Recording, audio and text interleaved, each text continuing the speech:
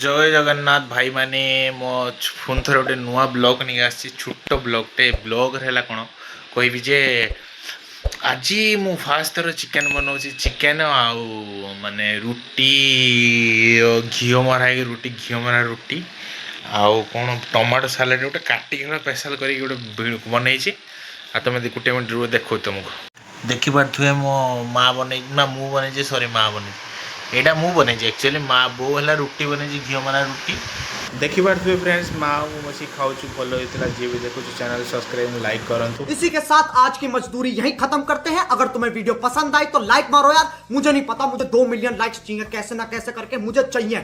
इतना झिला मैं कभी नहीं होऊंगा अपनी पूरी जिंदगी में जितना इसमें झिलाऊं, मुझे चाहिए ही चाहिए। तो लाइक मारो और अगर तुम लोग नए हो तो सब्सक्राइब करो। वो जो लाल वाला बटन है उस पर फूट फेंक के मारो या फिर मोमबत्ती, मुझे नहीं पता, बस क्लिक हो जाना चाहिए। अब मैं भी जा रहा हूं, मुझे पैसों के पीछे भागना है। बाय।